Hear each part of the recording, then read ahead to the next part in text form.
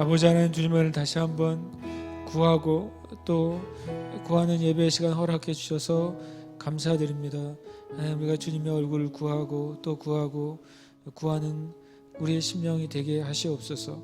주님, 이 땅 가운데 많은 것이 부족하고 필요하지만 그러나 하나님이 모든 것이시고 하나님을 얻을 때 모든 것을 얻은 것이요 하나님을 잃을 때 모든 것을 잃은 것인 것을 깨닫게 해주시옵소서. 주님, 이 땅에 많은 사람들이 주님 없이도 잘 살 수 있다고, 주님 없이도 행복할 수 있다고 그렇게 속으며 살아가고 있습니다.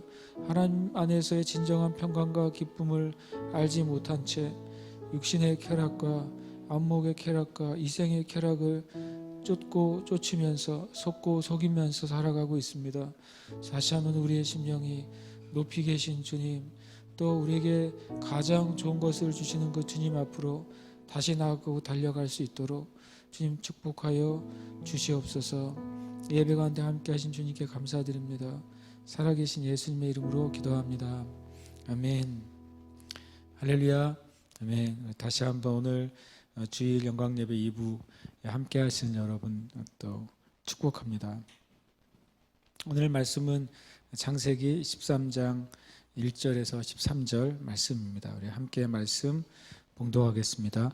아브라함이 애굽에서 그와 그의 아내와 모든 소유와 롯과 함께 네겝으로 올라가니 아브라함에게 가축과 은과 금이 풍부하였더라. 그가 네겝에서부터 길을 떠나 베델에 이르며 베델과 아이 사이 곧 전에 장막 쳤던 곳에 이르니 그가 처음으로 제단을 쌓은 곳이라. 그가 거기서 여호와의 이름을 불렀더라.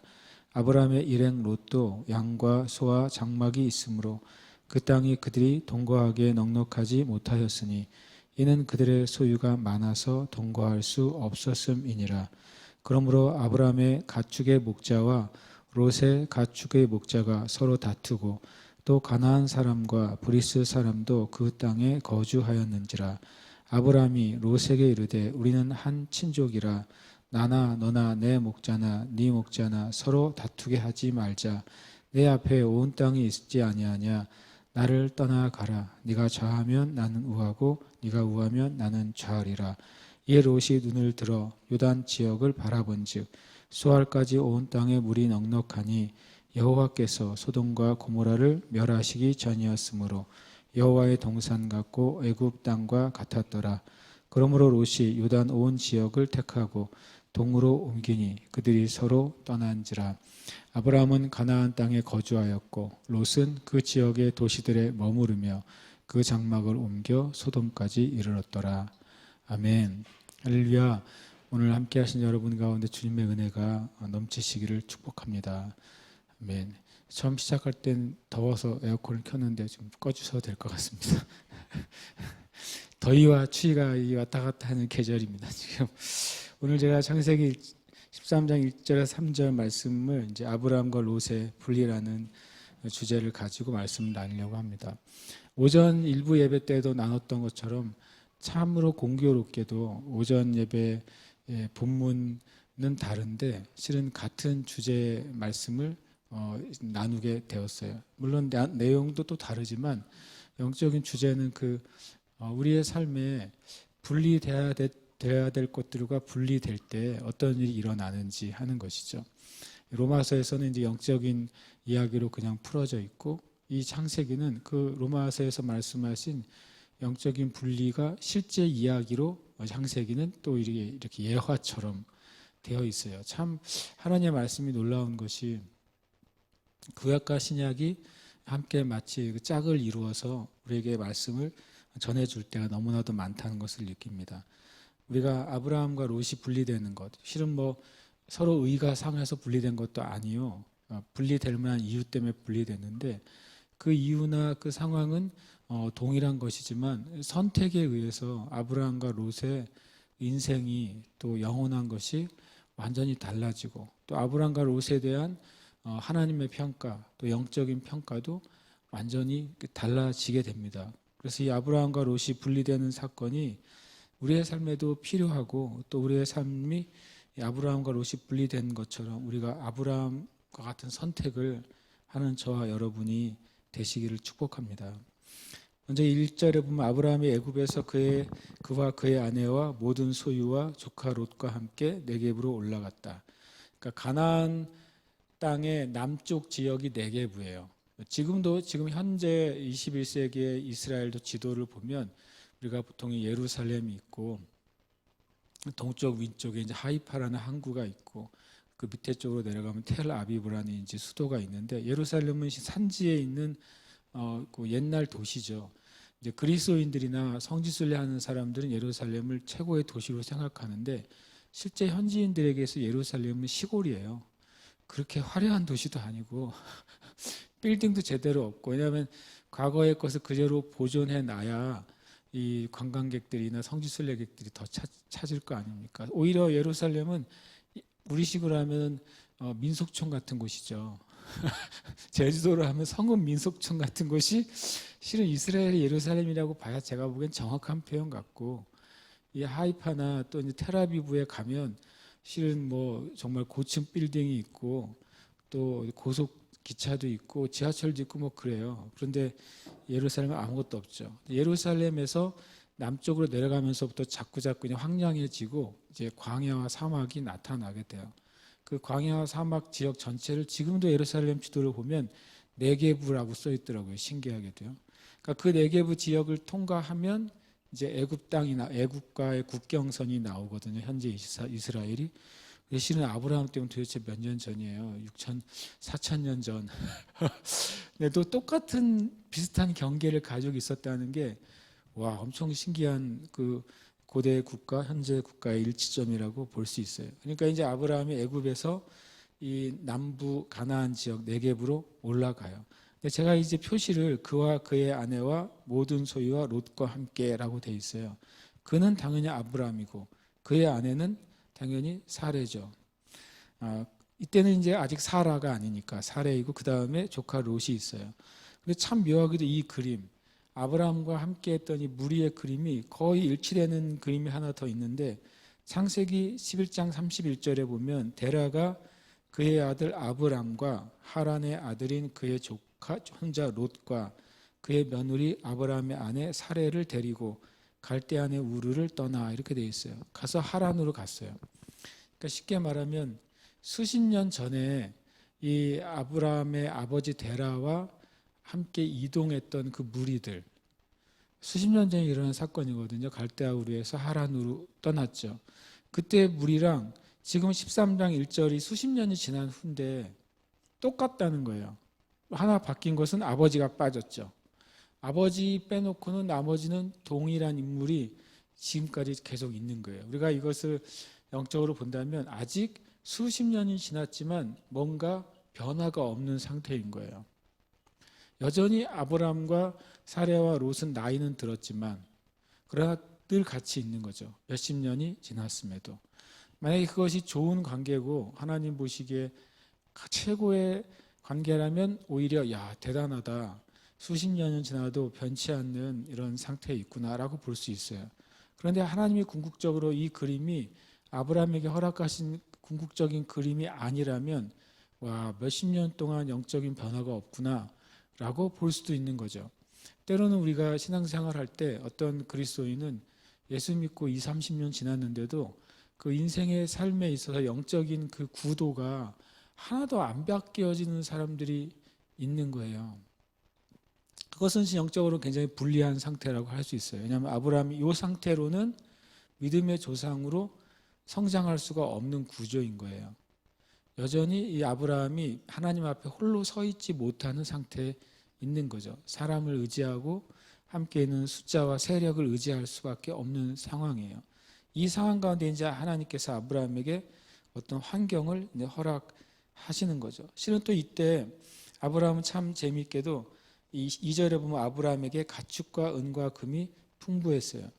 가축과 은과 금이 어떻게 풍부하게 졌는지는 지난주에 말씀을 나눴어요. 놀랍게도 애굽에서 가축과 금과 은을 다 받아가지고 나왔어요. 야, 이건 진짜 초자연적인 부의 이동인 거죠. 원래 애굽에 속해 있던 부가 하나님의 사람인 아브라함에게로 이동하게 된 거예요. 이것은 굉장히 놀라운 일이죠. 쉽게 말하면 하나님 안에 있을 때 우리가 기근 안에서도 하나님은 형통케 하시는 하나님이라는 사실을 아브라함은 명확하게 이때 알게 됐어요. 또 하나님은 이 대제국 이집트 안에서도 자신을 보호하시는 크신 하나님이라는 사실을 아브라함이 알게 됐어요. 거기다가 많은 재물까지 얻게 됐어요. 아마 그리고 또 놀랍게도 돌아왔을 때에는 이제 기근이 끝난 것이죠. 많은 은혜가 이 아브라함이 애굽에 갔다 오는 동안에 일어난 거예요. 이것으로 볼 때 아브라함 참 큰 은혜를 입었구나라고 하는 사실을 이제 보게 돼요. 오히려 하나님께서 아브라함의 기근의 때에 아브라함을 부하게 하신 것처럼 저와 여러분 또 새예루살렘 교회와 모든 형제 자매들 함께 이 시간 예배한 형제 자매들이 오히려 기근의 때에 부여하게 되는 그런 놀라운 승리하는 삶 사시기를 축복합니다. 그것이 하나님의 영광을 위해서 어떤 것이 준비돼야 되기 때문에 그렇습니다. 그리고 이제 3절 4절에 보니까 내가 네게부에서부터 광야지대라고 그러죠. 광야에서 다시 또 올라왔죠. 베델에까지 이르게 됐습니다. 그러니까 베델에까지 이르렀으니까 이제 예루살렘 위쪽이죠. 위쪽에 이제 중간쯤 이스라엘 전체의 가운데쯤까지 오르게 됐어요. 그리고 베델과 아이 사이 곧 전에 장막 졌던 곳에 이르니 그가 처음으로 제단을 쌓은 곳이라. 아까 말한 것처럼 그 일단의 무리들도 수십 년 전과 동일한 상황에 있었어요. 근데 돌아올 때 부부가 있었지만 영적인 상황은 동일했던 것이죠. 그런데 아브라함에게 한 가지 은혜가 있었는데 그건 뭐냐면 이 땅에 처음 와서 하나님께 제단을 쌓고 예배드렸던 그 장소로 돌아온 거예요. 감사하게도 아브라함이 하나님을 만났던 장소로 돌아오는 그런 영적인 그 회귀 능력이 있었어요. 실은 우리가 어렸을 때 교회 다녔던 그 기억이 있는 많은 사람들, 주일학교 출신이라고 말하는 많은 사람들이 어떤 일부분은 교회를 떠나기도 하잖아요. 그런데 이 주일학교 교육이 참 하나님 은혜가 있는 것이 어떤 인생을 살다가 자기의 인생에 그 한계에 부딪혔을 때 많은 어린 시절에 주일학교를 보냈던 사람들이 참 은혜롭게도 다시 주님께 돌아오는 그런 확률들이 꽤 높다는 거예요. 영적인 회기성이죠. 그래서 우리가 어렸을 때 말씀을 그들의 심령에 심어 놓는 것은 그 안에 그 말씀은 생명이니까 오랜 시간 동안 그가 교회와 또 신앙의 삶을 떠나 있다가도 그 생명의 씨앗이 사라지지 않는 한 그들에게 기회가 있는 것이죠. 이 아브라함이 다시 제자리로 돌아와요. 어떻게 보면 지금 계단으로 치면 다시 첫 번째 계단으로 다시 시작이 된 거예요. 아직 그가 진정한 믿음의 계단을 오르지는 못한 거예요. 그렇지만 바른 장소에는 돌이키게 됐어요. 우리가 어떤 경우에 앞으로 더 발전하고 그리고 잘 되는 것보다 더 중요한 사실이 있다면 바른 위치에서 시작을 하는 거예요. 아무리 많이 높이 올라갔는데 뭐 옛날 말로 높이 꼭대기까지 올라왔는데 이 산이 아닌가 봐. 그러면 이제 올라온 것이 다 헛되게 되잖아요. 그래서 우리가 어떤 위치, 어떤 것을 얻었느냐 보다도 내가 바른 위치 가운데 서 있느냐가 앞으로 얻을 수 있는 것을 담보해 주고 앞으로 얻을 수 있는 것에 대해서 우리에게 소망을 주는 것이죠. 처음으로 제단을 쌓은 곳, 그곳에 돌아갑니다. 그러면서 거기서 이런 표현을 씁니다. 4절 끝에 보면 그가 여호와의 이름을 불렀더라. 이 아브라함이 이때 하나님의 이름을 부르면서 예배했을 때 그 하나님의 이름은 분명히 내려가기 전에 하나님의 이름과는 다를 거예요. 내려가기 전에는 뭡니까? 내려가기 전에는 아브라함이 하나님을 말씀을 따라서 거기까지 왔었다고 되어 있어요. 근데 애굽에 내려갔다가 돌아올 때는 하나님은 분명히 최소한 아브라함에게 부여하게 하시는 하나님이시고 그리고 애굽의 왕보다 크신 하나님이시고 그리고 또 하나는 재앙을 내리실 수 있는 굉장히 두려운 하나님이신 것이죠. 그런데 이제 그 하나님의 이름을 아브라함이 고백하게 된 것이죠. 하나님의 이름을 우리가 고백할 때 그 고백할 때 우리의 삶에 일어나는 변화는 믿음의 차원이 바뀌어지는 거예요.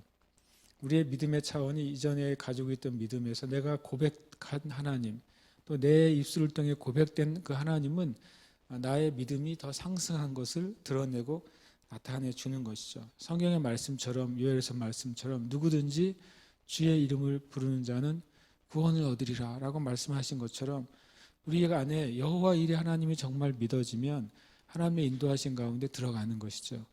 여호와 니시 하나님이 정말 믿어지면 내가 믿음의 삶에서 승리하게 되는 것이고 여호와 라파의 하나님이 정말 믿어질 때에 치유의 은혜를 우리가 경험하게 되는 거예요. 그래서 여호와 이름을 부르는 것은 너무너무 중요한 것이죠. 우리가 12장 시작할 때 아브라함에게 두 가지 놀라운 믿음의 그 성품이 있었다고 말씀을 드렸잖아요. 하나는 말씀을 따라서 행하는 것이고 두 번째는 그가 가는 곳마다 제단을 쌓고 주님을 예배했다는 거예요. 여기서도 동일하게 그 아브라함의 성품이 영적 성품이 드러나고 있어요. 이것만으로도 하나님은 그를 계속 만나 주실 수 있는 근거가 되는 거예요. 저 여러분의 삶 가운데 이것저것 많은 일을 할지라도 내가 하나님과의 관계의 끈이 끊어지지 않는 한 가지 요소는 늘 우리가 가지고 있어야 돼요. 예배의 삶을 계속 유지한다든지 개인적인 기도의 시간을 계속 유지한다든지 내가 주님 앞에 정해놓은 말씀의 삶을 계속 산다든지 또는 선교하고 전도하는 삶을 산다든지 이런 어떤 주님과의 그 연결점이 끊어지지 않는 어떤 영적인 그 우리의 자리가 너무나도 필요한 것이죠. 아브라함은 이렇게 예배하는 것, 그것이 그의 영적인 하나님과의 연결점이었다는 것을 알게 돼요. 근데 여기까지는 참 좋은데 그 다음부터 이제 그림이 좀 달라져요. 네게브에서 올라왔습니다. 올라와서 이제 그 가뭄이 지나갔고 기근이 지나갔기 때문에 이제 그들이 많은 소와 양떼를 가지고 있었죠. 그런데 그때 아브라함도 부하게 됐지만 같이 아브라함과 함께했던 롯도 양과 소와 장막이 있었어요. 그런데 그 많은 그들의 재산에 비해서 그 땅이 동거하게 넉넉하지 못하였고 이는 그들의 소유가 많아서 함께 있을 수가 없는 상황이 된 거죠. 상황. 참 재미있게도 아브라함의 종들과 롯의 종들이 다툰 이유는 힘들어서 다툰 게 아니라 서로 너무 부유해서 다툰 거예요. 그죠? 더 풍성해진 것 때문에 문제가 생겼어요. 어떻게 보면 문제라고 볼 수 없는 문제들이죠. 그렇지만 풍성해졌고 그들이 함께 있는 곳에 있는 초원에 있는 풀은 부족했던 거예요. 그러니까 목자들이 먼저 자기가 일찍 일어나서 좋은 풀밭을 차지하려고 다투게 된 거죠. 재미있게도 이 다툼이 확장의 근원이 된 거예요. 다투는 것 때문에 서로 우리가 좀 헤어져야 되겠다라고 하는 것에 서로 동의가 됐고 다툼으로 말미암아 확장이 되는데 그것이 참 놀랍게도 하나님이 합력하여 선을 이루시는 것이죠. 예를 들어 성경에서도 다툼 때문에 확장이 일어난 예가 있었어요.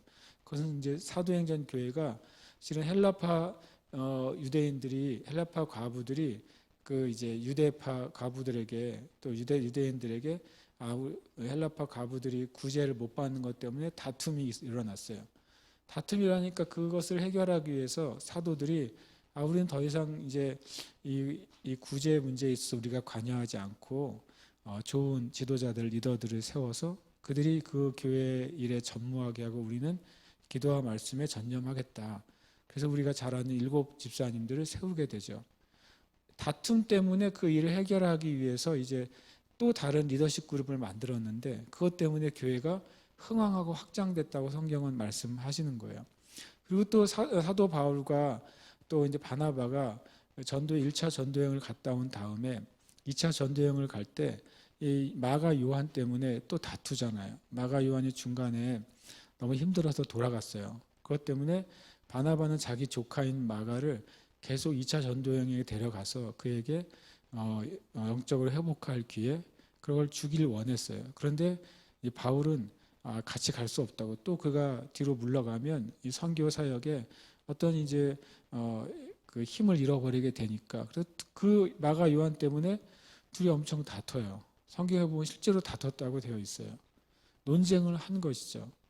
그런데 나중에 결국엔 둘이 갈랐었잖아요. 그래서 이제 바나바는 다른 곳 바보 섬으로 가고 그리고 바울은 2차 전도 여행을 또 가게 됩니다. 결국에는 궁극적으로는 그 선교지가 확장이 됐어요. 그렇다고 나중에 이제 바울이 바나바 완전히 등을 지고 살았느냐? 전혀 그렇지 않고 영원히 서로를 아끼고 사랑하는 동역자였고 또 바울이 반대했던 마가 요한도 또 바울의 말년에는 가장 존귀한 자기의 동역자로서 불려지는 거죠. 이렇게 하나님 나라에서는 어떤 죄의 요소가 아닌 그 분리나 다툼 안에는 하나님의 그 특별한 계획들이 숨겨져 있을 때가 있어요. 그래서 그런 것 여기도 보면 이 주님의 첫 번째 의도는 이 롯에게도 그의 어떤 부르심과 그의 하나님께서 주시는 은혜에 합당한 것을 주기 위한 길이었을 수도 있어요. 근데 문제는 이제 이것 때문에 1차적으로는 부요함이 근원이 돼서 다투고 그 다툼 때문에 또 서로에게 확장의 그런 기회가 제공이 됐습니다. 근데 그 다음에 이제 문제는 뭐냐면 이제 아브라함이 그 상황을 보고서 서로 다투고 근데 그 다음에 그리스 사람도 그 땅에 거주한다는 것을 아브라함이 눈으로 보게 됐어요. 아브라함이 가만히 보니까 실제로 땅이 작아요. 그리고 우리들의 재산이 너무 넓어요. 흩어지는 게 맞는 것 같아. 그런데 이 상태로 그대로 다투도록 내버려두면 무슨 문제가 생기냐면 그 땅에 브리스 사람도 거주하고 있어요. 가나안 족속이잖아요. 브리스 사람은 1차적으로 아브라함이나 그리고 또 롯보다 숫자가 많죠. 훨씬 더 큰 무리이고 그들은 또 이제 무기도 갖추고 있고 군인도 있어요. 그러니까 만약에 아브라함과 롯이 서로 합심하고 있어야 그나마 그런 적들로부터 이렇게 업신여김을 받거나 공격을 당하지 않을 텐데 만약에 롯과 아브라함이 서로 다투고 서로 의가 상해 있고 서로 원수가 된다. 그러면 브리스 사람들이 보기에 야 이거는 두 놈 다 먹을 수 있는 최고의 찬스다. 라고 여기지 않겠어요? 그러니까 아브라함이 보니까 이 다툼의 상태를 그대로 뒀다가는 서로 의가 상하는 것으로 끝나지 않고 저 브리스 사람들에게 틈을 주는 상황이 될 수 있겠구나 라고 하는 것을 이제 저는 아브라함이 그 파악을 한 것으로 보여져요. 그래서 아브라함이 참 상황 파악을 잘한 것이죠. 현실에 대한 객관적인 문제들을 우리가 파악해야 어떻게 보면은 현실적으로도 영적으로도 해결 방법을 볼 수 있어요. 아브라함이 만약에 이때 우리나라의 유교 옛날 방식으로 장유 유서의 개념을 가지고 이 어디서 조카가 정말 말이야 네 가지 없게 말이야 이러면서 이렇게 욕을 하고 싸우고 들이받으면 어떻게 보면 아브라함이 이길 수도 있겠죠. 자기가 연장자이고 그동안 리더니까. 근데 아브라함이 그렇게 육적으로나 감정적으로나 심지어는 세상의 방법으로 이 문제를 해결하지 않았어요. 그러니까 아브라함이 이제 계속 성숙해가고 있다는 것을 이런 상황을 통해서 우리가 보게 돼요. 원래 성숙하고 좋은 사람보다도요 계속 성숙해 가는 사람이 하나님이 더 그를 들어 쓰시기에 좋아요. 좀 이런 표현은 그렇지만 원래 법도 없이 법 없이 사는 사람보다요 원래 좀 삐딱했는데 교회 다니고 하나님 믿다 보니까 얘가 좀 삐딱한 게 좀 바로 되고 정신을 차리고 자기가 그동안 과거에 잘못 살았다고 고백하는 사람이 하나님 쓰시기에 훨씬 낫다고요. 왜냐하면 자기 자신이 나는 법 없이도 인생 살아왔어 라고 하는 사람을 주님이 쓰시려고 하면 하나님 말씀보다 자기가 살아온 의의가 더 커지거든요. 그런데 자기가 이제 처음엔 좀 주님을 몰라서 자기 의대로 살다가 하나님 만나고 보니까 자기가 살았던 방식이 영 바르지 않고 진리가 아니어서 하나씩 하나씩 고쳐가는 사람, 하나님 실은 오히려 그 사람을 더 사용하기를 원하실 때가 있어요. 물론 그러나 하나님은 누구에게나 공의로운 기회를 주시는 분인 것을 우리는 믿습니다. 어쨌든 이것을 보고서 아브라함이 현실을 잘 파악했습니다. 예수 믿는다고 해서 믿음이 있다고 해서 현실을 무시하는 인생을 사는 것은 믿음의 삶은 아니에요. 우리의 삶에 실제로 현실을 알면서 그 현실을 풀어나갈 때 하나님이 주시는 지혜와 힘과 도우심을 구하는 사람이 믿음의 사람이지 현실을 아예 그냥 없는 것처럼 여기는 것이 마치 큰 믿음인 것처럼 그렇지 않습니다. 옛날에 기독교의 그 오래된 유머 그런 거 있잖아요. 비가 막 홍수가 나니까 예수님 잘 믿는 그 사람이 홍수가 너무 나니까 방에 주님 이 홍수로 저를 건져 주시옵소서 기도하는데 물이 막 차오르니까 어쩔 수 없이 지붕 꼭대기로 올라갔대요. 올라가서 주님은 나를 구원해 주실 줄 믿습니다 라고 기붕에서 기도하는데 갑자기 배가 하나가 딱 와서 아저씨 빨리 타세요. 이걸 했대요. 그랬더니 그 사람이 뭐라 그런지 아세요? 아니 먼저 가세요. 주님이 나를 구해 주실 거예요. 라고 말했다는 거예요. 그러니까 그 배는 떠났죠. 그리고 또 이제 물이 막 차오르는데 그 믿음 좋은 사람이 주님 저를 구해 주시옵소서. 주님이 저를 구해 주실 줄 믿습니다. 그렇게 기도하니까 갑자기 하늘에서 헬리콥터가 와서 사다리를 내리면서 빨리 지금 타라고, 안 타면 이제 다 떠내려가게 생겼다고. 그랬더니 그 사람 또 뭐라 그러는지 아시죠? 아이 그냥 가세요. 다른 사람 구해주세요. 난 하나님이 구해주실 거예요. 그래서 또 헬리콥터도 갔다잖아요. 나중에 어떻게 됐습니까? 그가 믿음 안에서 빠져 죽은 거죠. 말도 안 되는 그 예화지만 가끔 믿는 사람들이 현실과 상황을 인식하지 못한 채 신앙생활을 하는 것은 실은 진짜 믿음이 아니고, 하나님의 도우심도 어디서 와요? 우리의 삶 안에서 오잖아요. 내가 기도할 때 내가 잘 아는 사람을 통해서도 그 구원이 올 수 있고, 정말 어떨 때는 내가 잘 모르는 사람인데도 잘 관계가 많지 않던 사람을 통해서 주님이 역사하실 수도 있고, 나랑 전혀 관계없는 어떤 사람들을 통해서도 주님이 역사하실 수도 있잖아요. 그래서 하나님께 기도하고 하나님이 응답하신 것을 믿는다면 보이는 이 땅의 세계 가운데 하나님이 역사하시거든요. 그러니까 아브라함은 이 문제를 해결할 때 굉장히 이 현실과 상황을 명확하고 분명하게 파악했어요.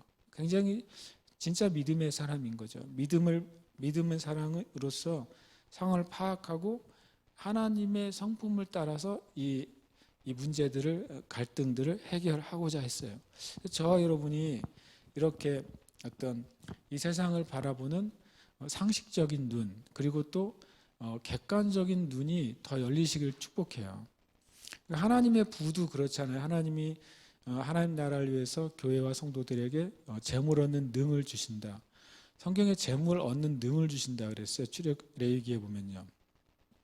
그러면 재물 얻는 능력이니까 우리는 주님의 부를 주시옵소서. 그러면 그 차 타고 가다가 뭐 현금 수송차에서 돈다발이 하나 풀려져서 떨어진다고 해서 그게 우리께 되는 건 아니잖아요. 그러니까 우리 믿는 사람들이, 성경은 재물 얻는 능력을 주신다 그랬잖아요. 그럼 우리가 주님께 부를 구할 때 그 안에 뭐를 구하는 거냐면요, 합법적으로 재물을 얻어야 될 거 아닙니까? 갑자기 내 통장에 눈먼 돈 100억이 찍혔다 그래서 내 돈은 아니잖아요. 그 호주인가 뉴질랜드에서 그 은행의 실수로 어느 아가씨한테 몇십억이 저기 입금이 돼버렸어요. 그 사건 아세요? 이게 한 1, 2년 전에 일어났던 사건인데, 그 자매가 자기 손에 갑자기 몇십억이 찍혀 들어오니까 이거 자기도 아는 거죠. 이거 내 돈이 아닌데 뭔가 착오가 있었구나. 그래서 그 자매가 어떻게 한 줄 아세요? 그게 혹시 다시 나가기 전에 다 써야 되겠다 해가지고 뭐 10몇 억인가 20몇 억인가를 결제를 했어요. 일단 다 산 거예요. 그냥 온 세상을 다 사듯이. 그런데 아세요? 나중에 그게 이제 그 은행 감찰에 걸리고 추적을 하니까 이 여자의 집에 찾아온 거죠. 갔더니 집 가득히 아직 풀지도 못한 명품 꾸러미들이 가득 차 있대요. 그 사람은 어떻게 됐을까요? 그게 도둑이 된 거예요.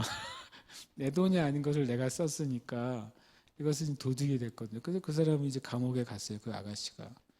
잠깐 좋았죠. 그러니까 제 말은, 주님께 믿는 자들이 교회가 부를 주시옵소서라고 말할 때 그 안에는 뭐가 있을까요? 뭐냐면, 내가 비즈니스 하는 사람인데 부를 주시옵소서라고 하는 것은 눈먼 돈이 나에게 오게 해주세요. 이것은 하나님을 도둑질해서 돈 달라고 하는 거나 비슷해요.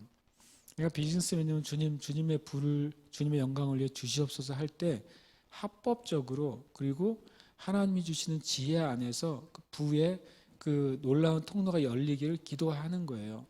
만약에 제가 교회를 향해서 주님 우리 교회에 하나님의 부를 주시옵소서. 그럼 그건 뭐예요?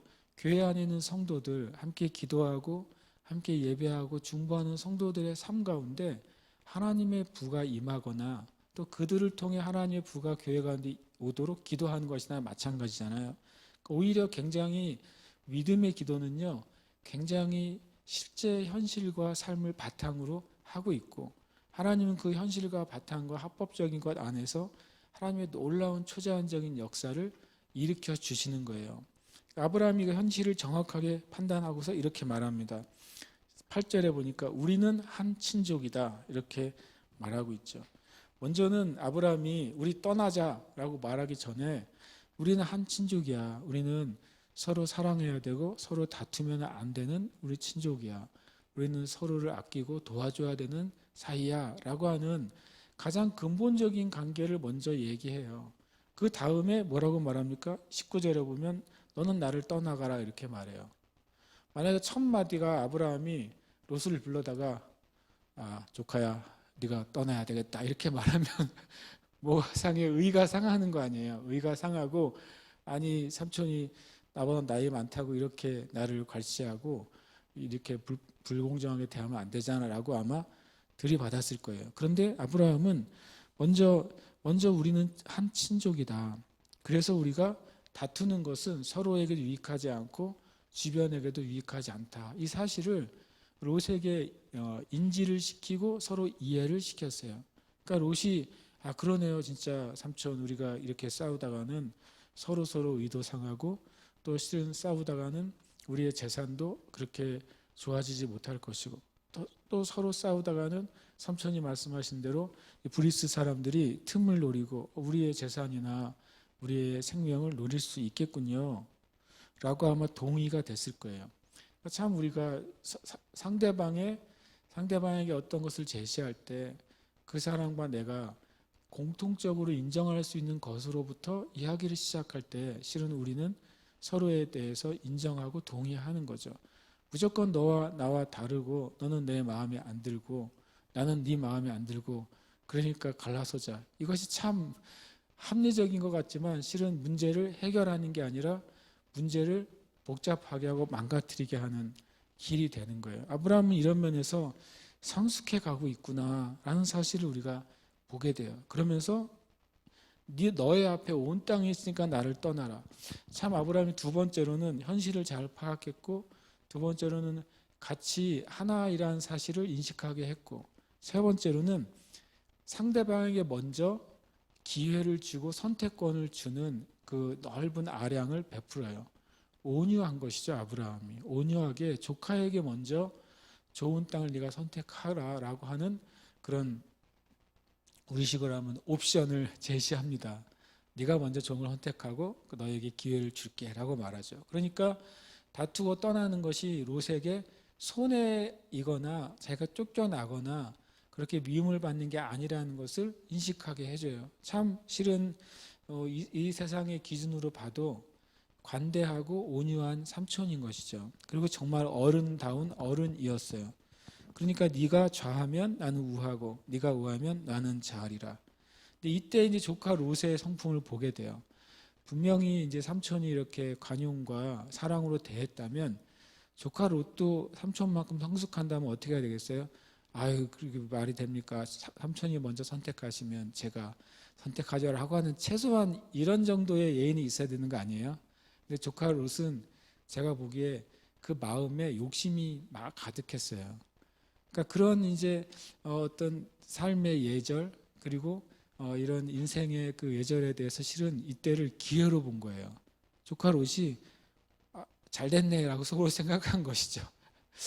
우리가 알지만 이렇게 자기 중심의 삶으로 선택한 사람은 글쎄요 진정한 성공을 거두기가 어려울걸요. 일시적으로 뭔가를 얻을 수 있을지 모르지만 그 인생 가운데 진정한 성공을 실제로 거둘 수는 없는 거예요. 그래서 이것은 참 큰 교훈이 되는 것 같아요. 아브라함은 이렇게 온유함과 간용함으로 대했지만 조카 롯도 실은 아브라함을 그렇게 존중해 줬어야 됐어요. 근데 그렇게 못했어요. 그렇게 못한 결과로 땅을 바라보니까 자기가 이제 착오를 하게 되고 잘못된 선택을 하게 되고 지금 자기가 망하는 길로 들어선 거예요. 나중에 조카 롯이 누구를 원망하겠어요?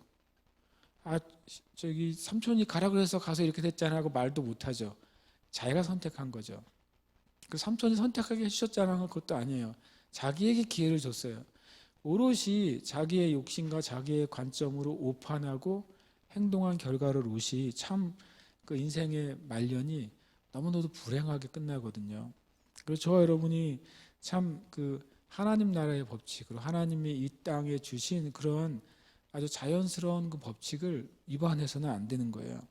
이때 이에 롯이 눈을 들어 요단 지역을 바라봅니다. 참 그 정말 네 가지 없는 조카예요. 제가 보기에는 그러면 안 되는데 그냥 약삭빠르게 그동안 자기가 양을 치면서 다녔잖아요. 실은 생각해 보세요. 아브라함도 조카 롯보다 그 미련한 자가 아니잖아요. 밥을 먹었으면 더 많이 먹고 자랐는데 아브라함도 양떼를 치면서 어디가 풀이 좋고 물이 많은지 왜 몰랐겠어요. 그러니까 둘 다 같은 지식을 갖고 있는 거예요. 둘 다 그 땅에 대한 이해가 같아요. 이해를 가지고 있으면서도 아브라함이 관용을 베풀었거든요. 어찌 보면 아브라함은 조카 롯이 그 좋은 땅을 차지할 것을 예상했을 수도 있어요. 왜냐하면 아브라함은 하나님의 약속의 땅을 지키겠다고 마음에 이미 결정을 한 상태였거든요. 그러니까 이제 롯이 눈을 들어 바라본즉 참 예를 들어서 저같이 이제 근시가 있는 사람이 눈을 아무리 비비고 바라봐도 순간 눈이 좋아질 리는 없잖아요. 그 말이 뭐냐면 영적인 안목이 잘못돼 있는데 아무리 자기가 계산을 한들 바른 선택을 할 수가 없는 거예요. 셈법이 다르니까 결과도 엄청 다르게 되어 버린 거죠. 그래서 이제 아브라함이 눈 들어보니까 아주 이 요단강 동쪽 소할 땅까지, 그게 바로 이제 요단강 동쪽에서 사해 지역까지예요. 거기가 너무너무 비옥하고 좋은 곳이었다는 것을 보게 된 거예요. 그러니까 여기는 정말 최고의 장소다 이렇게 말하죠. 분별력이 없으면 기준이 잘못돼요. 기준이 잘못되니까 엉뚱한 것을 선택하게 되는 것이죠. 아브라함은 말씀을 기준으로 선택을 하고 있고, 지금 롯은 자기의 안목을 보고 선택을 하고 있어요. 우리가 주님께 기도할 때 주님, 정말 주님의 그 기준, 주님의 안목을 나에게 달라고 우리는 간절히 정말 기도해야 돼요. 정말 난세일수록 더 그래요. 어려움과 혼란의 시기일수록, 또 어려움과 혼란의 시기에는 또 여러 가지 기회도 생기잖아요.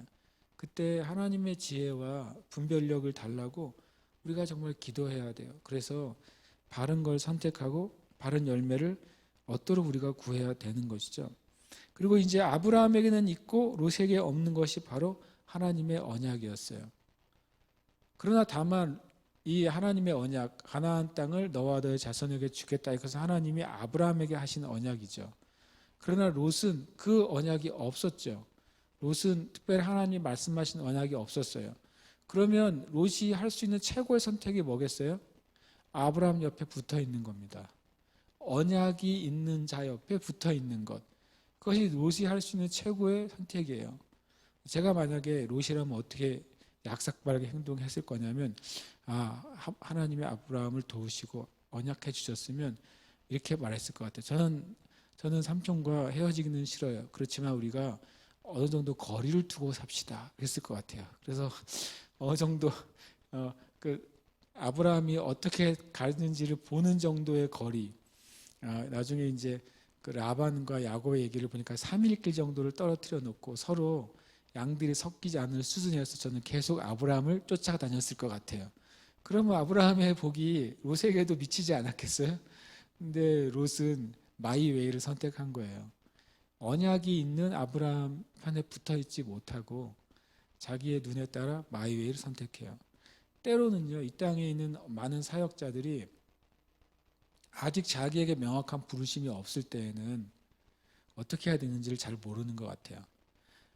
자기에게 아직 명확한 부르심이 없는데 많은 사역자들이 기존의 자기의 권위자들을 떠나서 자기의 사역을 일으킬 때가 많이 있어요. 저는 그걸 보고 조카 롯과 같다고 생각이 들어요. 기회를 따라가는 거예요. 제가 보기엔 좀 미련한 행동이에요. 하나님 자신에게 명확한 부르심이 줘서 자기의 권위자와 함께 할 수 있는 영역이 있다면 함께 하고, 그 권위자와 함께 또 새로운 사역을 일으킬 때가 됐으면 새로운 사역을 일으키면 되거든요. 그런데 많은 이 땅의 사역자들이 자기의 기회를 따라서 자기를 도와준 권위자나 자기와 함께 해준 동역자들을 버리고 자기의 길을 선택하는 경우가 너무나도 많아요. 그것은 조카 롯과 같은 결국에는 판단의 실수를 범하게 되는 것이죠. 그래서 실은 하나님께서 어떤 동역자들을 붙여줬을 때, 어떤 또 권위자 밑에서 또 다른 사역들이 연결되어 있을 때 주님이 원하신 건 뭐겠어요? 그들이 연합해서 하나님의 그 열매들을 크게 맺혀지기를 원하시죠. 그리고 나서 또 그들 각자에게 주시는 부르심의 사역을 주님 주실 수 있는 거예요. 그런데 이 세대가요, 그것을 잘 몰라요. 무조건 자기의 사역을 먼저 세우는 것이 하나님의 뜻이라고 오인할 때가 있어요. 그래서 어떨 때는 두 가지 사역이 다 열매를 맺지 못할 때도 있는 거예요. 우리의 삶 가운데 이런 영적인 선택, 영적인 분별, 그것이 있도록 우리 간절히 기도해야 되겠어요. 오늘 오전에도 주제가 그 분리였는데, 이 영적인 분리가 있기 위해서는요, 이 말씀의 이 예화잖아요. 현실을 바로 파악해야 돼요. 그리고 현실을 바로 파악하고 하나님의 지혜 안에서 현실의 문제를 해결할 수 있는 지혜를 구해야 돼요. 그리고 무엇보다 영적인 안목을 주님께 구해야 돼요. 그래야 영적인 분리가 있을 때 영적이든 또는 육이든 재물이든 삶이든 그 손해가 없게 되는 거예요. 그런데 이제 롯이 바라보니까 이 소돔 땅이 얼마나 좋았냐면 일단 물이 넉넉했어요. 물이 넉넉하다고 하는 소리는 양떼와 소떼를 데리고 돌아다닐 필요가 없는 거예요. 아, 저기 가면 고생 끝, 행복 시작이겠구나 하는 거죠. 실은 아브라함과 그 일행들은 계속 그 풀밭을 따라서 계속 이동하는 그런 나그네의 삶을 살았거든요. 이게 얼마나 고단한 삶이에요. 그거를 롯이 계속 살아오다 보니까 아, 나는 이제 정착하고 싶어. 그런 마음이 들었겠죠. 정착할 만한 걸 찾으니까 이 소알 땅인 거예요. 거기는 1년 내내 물이 있어 보였어요. 1년 내내 풀이 있는 것이고 1년 내내 소와 양을 칠 수 있는 것이고 움직이지 않고 이전만큼 수고하지 않고서도 열매를 맺을 수 있는 것.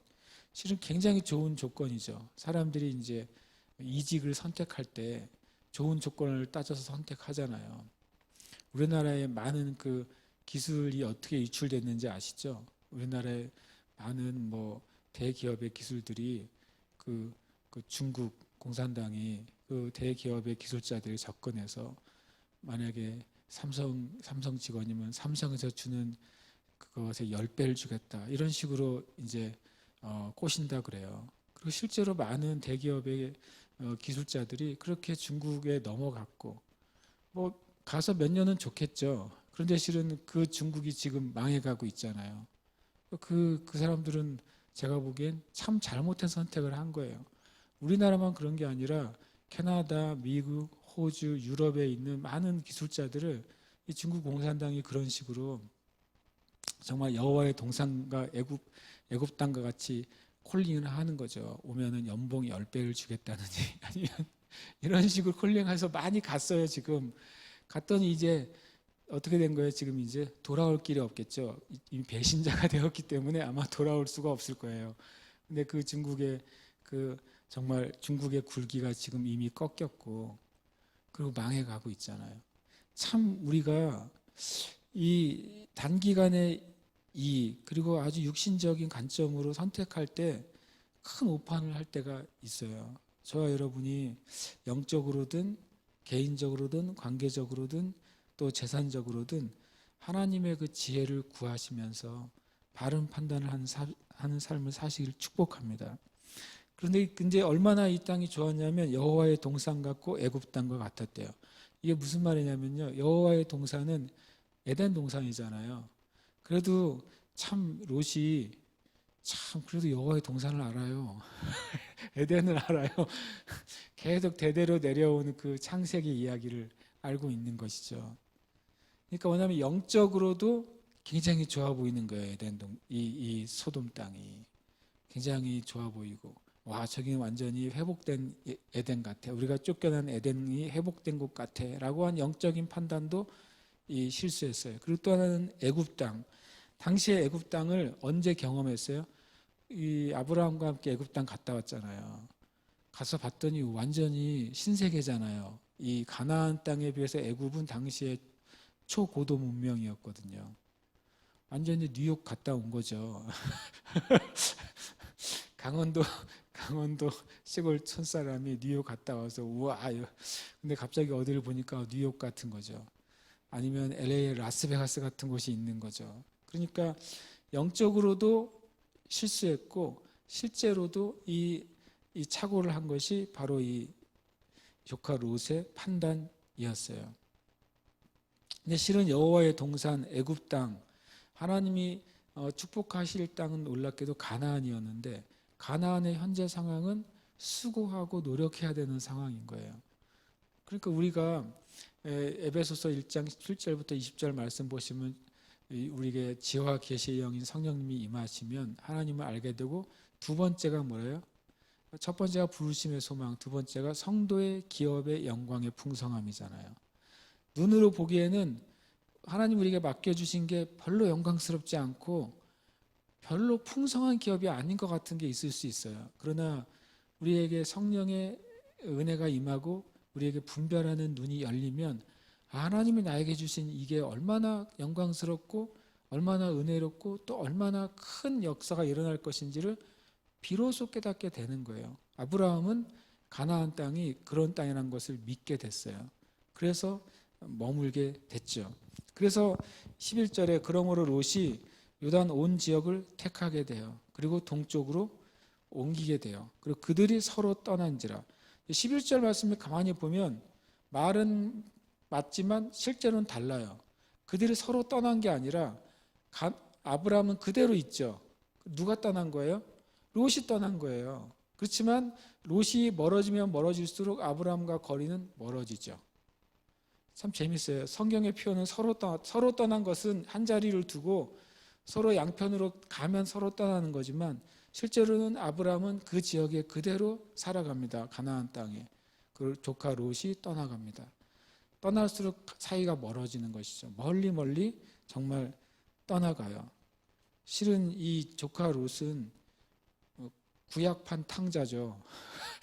그런데 구약판 탕자도 완결편은 아니에요. 신약판 탕자는 돌아와서 회개하는데 이 구약판 탕자인 롯은 돌아오질 않아요. 진정한 탕자예요.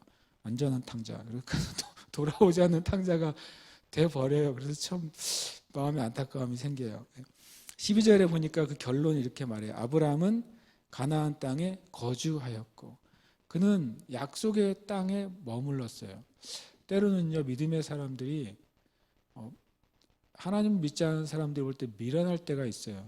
아니 쟤는 왜 저기서 저러고 있지? 그럴 때가 있단 말이죠. 그런데 우리가 믿음 안에서 주님이 나에게 여기 있으라고 한 곳이기 때문에 나는 있을 거예요 라고 하는 믿음의 고백을 할 때 사람들이 보기에는 멈춰 있는 것 같아요. 그러나 그렇지 않습니다. 우리가 믿음 안에서 어떤 곳에서 충성하고 있을 때 그것은 멈춰진 삶이 아니라 하나님이 은혜 베푸실 수 있는 자리에 있는 거예요.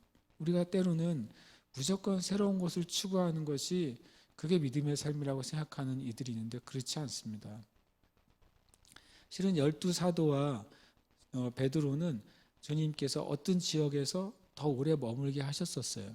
그러나 사도 바울 같은 경우는 한 곳에 있지를 않게 하시고 계속 다니게 하셨죠. 제일 최고의 삶은 하나님이 그 사람에게 주신 대로 그것을 믿고 행하는 삶인 거예요. 롯은 그 지역의 도시들에 머무르며 그 장막을 옮겨 소돔까지 이르렀더라. 이 말이 완전 재밌어요. 왜 재밌다고 제가 읽어지냐면 롯이 가다 보니까 처음부터 소돔으로 간 게 아니라는 거예요. 처음에는 요단강을 딱 건너갔어요. 아, 저기가 물이 풍성하구나. 갔더니 웬걸 옆 동네가 더 화려한 도시가 있고 더 좋아 보이는 거예요. 그러니까 다시 또 롯이 또 짐 싸가지고 또 더 좋은 도시로 갔어요. 갔더니 소문이 있는 거예요. 아유, 우리 도시는 그 옆에 있는 도시에 비하면 정말 게임도 안 돼. 그쪽은 정말 화려해 라고 한 얘기를 들으니까 롯이 또 그쪽으로 또 옮겨가는 거죠. 이 말이 그렇잖아요. 지역의 도시들에 머무르며. 실은 롯은 아브라함과 함께 무슨 일을 했어요? 실은 목자의 일을 했잖아요. 양떼를 치는 일을 했는데 도시는 어떤 곳이에요? 도시는 정주하는 곳이잖아요. 그러니까 이 실은 롯이 자기의 그 직업을 바꾼 거예요. 어떻게 보면 도시 생활로 간 것이죠. 양을 치던 목자가 이제는 도시에 정착하는 삶으로 삶이 조금씩 바뀌어지게 된 거예요. 그러다가 이제 계속 가다 보니까 그 당시에 최고의 도시, 가장 문명과 문화가 발달한 도시, 돈이 가장 많이 도는 도시, 어디요? 소돔까지 가게 된 것이죠. 소돔은 성경에서 악한 땅이라고 했지만 실제로는 그 당시에 가장 활발한 교역이 이루어지는 번영하는 도시였어요. 그리고 때때로는요, 번영하는 것과 하나님의 축복이 있는 것과를 우리가 구별해야 돼요. 진정한 축복이나 번영은 하나님의 것이죠. 그러나 하나님 없이 있는 번영과 하나님 없는 화려함은 그 자체가 악으로 구성되어 있어요. 우리가 그런 것을 구별해야 되는 거죠. 이미 조카 롯은 이 도시들의 맛을 보면서 오다가 소돔까지 갔기 때문에 소돔 안에 있는 악을 온전히 다 거절할 수가 없었어요. 물론 조카 롯은 하나님을 믿는 신앙을 가지고 있었다고 성경은 증언합니다. 그러나 그 외의 것들은 다 잃어버리게 된 거예요. 우리 삶 가운데 정말 분별력은 너무 필요해요. 그래서 아브라함은 이런 방식으로 조카 롯과 분리됩니다. 그래서 아까 처음에 말했던 것처럼 처음에 그 갈대아 우르를 떠날 때 그 멤버가 롯하고 분리되면서부터 비로소 아브라함이 이제 홀로 되는 시즌이 시작이 된 거예요. 이 영적인 분리가 일어난 것을 통해서 아브라함이 하나님 앞에 단독자로 설 수 있게 됐고, 또 우리가 아는 것은 영적인 분리 일어나는 것을 통해서 아브라함이 스스로 더 강해지는 자가 됩니다. 나중에 조카 롯이 소돔과 고모라의 그 전쟁에 휘말려서 사로잡혀 가잖아요. 만약에 아브라함이 이들 조카 롯과 분리돼 가지고 자기 안에 있는 사람들을 더 훈련시키고 스스로를 강하게 노력하지 않았으면 그때 집에서 길리운 자 그런 사람들을 데리고 조카 롯을 구하러 갈 수가 없었을 거예요. 아브라함이 홀로 되었을 때 실은 더 강한 자가 됐고 더 부한 자가 됐고 더 영향력 있는 자가 됐어요. 외톨이가 되라는 게 아니라 하나님 앞에서는 믿음으로 홀로 서는 시간이 참 필요한 거예요. 그것이 영적인 분리와 함께 오는 것이죠. 우리가 함께 이 시간 기도하기를 원합니다. 우리 안에 오전에도 우리의 삶 가운데 개인적인 차원에서 어둠에 속한 것들과의 분리가 필요하다는 말씀을 나눴어요. 근데 또 오늘 이 아브라함과 롯의 이야기를 통해서 우리의 삶 가운데 내 삶의 선택을 통해서 내가 주님 앞에 바로 서는 믿음의 때가 필요하구나 라는 사실을 우리가 보게 됩니다. 지금 함께 우리가 기도하기를 원합니다. 하나님, 우리 안에 믿음을 더하여 주시옵소서. 우리 안에 주님을 더 구하는 마음을 주시고, 그리고 우리가 롯처럼 눈에 보이는 것, 세상적인 기준을 따라 선택하지 아니하고 언약을 따라서, 말씀을 따라서 선택하는 삶으로 살아가게 하여 주시옵소서. 우리 합심해서 이 시간 기도하겠습니다. 아버지 하나님 찬양합니다. 하나님 이 시간 주님께 구할 때에 아브라함과 조카 롯이 하나님의 그들의 그 영적인 안목과 육적인 안목의 차이로 분리됩니다. 하나님 분리될 때라도 하나님 바른 선택을 하느냐, 하나님 잘못한 선택을 하느냐에 따라서 그들의 삶과 인생이 영원히 갈라지게 됩니다. 아브라함이 지금 언약을 따라 약속의 땅 가나안에 머물게 됐습니다. 하나님 그 동일하게 우리의 삶 가운데도 지금 약속하신 가운데 머무르며 약속하신 가운데 충성되게 바로 서는 삶을 살아갈 수 있도록 주님 역사하시고 은혜 내려 주시옵소서. 주님 우리 가운데 영적 분별력을 더하셔서 우리의 삶 가운데 이 고난의 때, 이 팬데믹의 상황 가운데 바른 선택, 지혜로운 선택, 영적인 선택, 하나님의 선택을 하는 그 자리에 있도록 주님 축복하시고 주님 은혜 내려 주시옵소서. 새 힘을 주시옵소서. 아멘. 주님 감사드리며 찬양합니다. 아버지 하나님 찬양합니다. 주님 우리 안에 어둠과 영적인 분리가 필요합니다. 뿐만 아니라 우리의 삶에 선택을 통한 분리가 필요합니다. 하나님 우리에게 이 지혜를 주시옵소서. 이 난세의 때에 주님께서 온 세상을 시험하시고 또 모든 주님 세상의 것들을 흔드는 이때에 우리가 하나님 편에 서고 하나님 것을 선택하고 또 이기는 삶, 또 지혜로운 삶, 하나님 앞에 풍성한 열매가 있는 삶 선택하며 살도록 은혜 내려 주시옵소서. 한 주간도 주님 진리 안에서 걸으며 승리할 수 있도록 축복하여 주시옵시고, 이 우한 코로나19 가운데 모든 성도들, 함께 기도하는 형제 자매와 지체들 보호하여 주시옵소서. 사랑하는 자녀들, 오히려 이때에 멈춰져 있는 이때에 그들의 온 영과 혼과 몸이 준비되고 더 새롭게 되는 시간이 되도록 축복하여 주시옵소서. 이젠 우리 주 예수 그리스도의 은혜와 살아계신 하나님 아버지의 놀라우신 사랑하심과 성령님의 충만한 은혜가 이 교회 위에, 또 사랑하는 형제 자매들 위에, 가정과 그 산업과 직장과 부르심 위에 이제로부터 영원토록 함께 있을지어다. 아멘. 할렐루야.